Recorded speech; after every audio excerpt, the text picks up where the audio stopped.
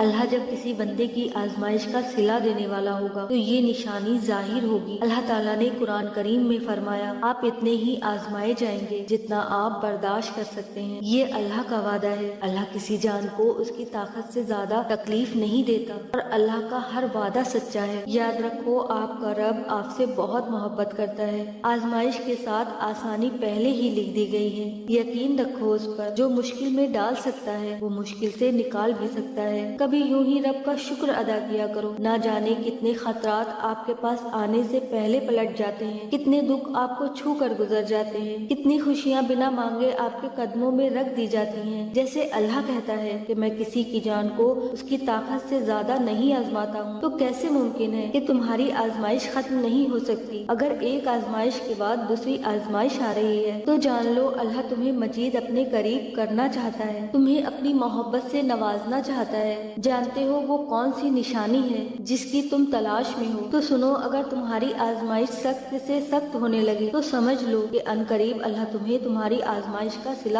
دینے والا ہے۔ جانتے ہو، جب ہم اللہ سے کسی بہت بڑی شے کی خواہش کر بیٹھتے ہیں پھر اللہ ہمارا صبر آزماتا ہے۔ وہ صبر کے ذریعے ہمیں اس شے کے قابل بناتا ہے کہ جو ہم نے اس سے مانگی ہو۔ صبر سے بندہ نکھرتا ہے، سنورتا ہے، اور بندہ جتنا بھی صبر کرتا ہے اس صبر کا اجر اتنا ہی دگنا ہوتا چلا جاتا ہے۔ جانتے ہو، دعا ان طریقوں سے آپ کی مدد کرتی ہے جو آپ اپنے وہم و گمان میں بھی نہیں سوچ سکتے۔ اس بات سے کوئی فرق نہیں پڑتا کہ آپ کے سامنے کتنی رکاوٹیں کھڑی ہیں، بس آپ نے اتنا یاد رکھنا ہے کہ اللہ ہمیشہ آپ کے ساتھ ہے، اور جب تک اللہ آپ کے ساتھ ہے آپ کوئی بھی جنگ جیت سکتے ہیں۔ وقت اور حالات کبھی بھی ایک سا نہیں رہتا، سب کچھ بدلتا ہے کیونکہ تبدیلی کائنات کا اصول ہے۔ اللہ کبھی بھی تمہیں مسلسل تکلیف میں نہیں رہنے دیتا۔ یاد رکھیں، ہر رات اپنے ساتھ سویرا لے کر آتی ہے، ہر مشکل کے ساتھ آسانی ہے۔ تو اپنے اللہ کو یاد رکھیں اور اسی سے مانگیں، اس پر بھروسہ رکھیں اور صبر سے اس کے کن کا انتظار کریں۔ انشاءاللہ اللہ بہتر کرے گا۔ اللہ سب کی نیک اور جائز تمناؤں کو، دعاؤں کو اپنی بارگاہ میں قبول فرمائے اور انہیں آنے والے بہترین دن عطا فرمائے۔ آمین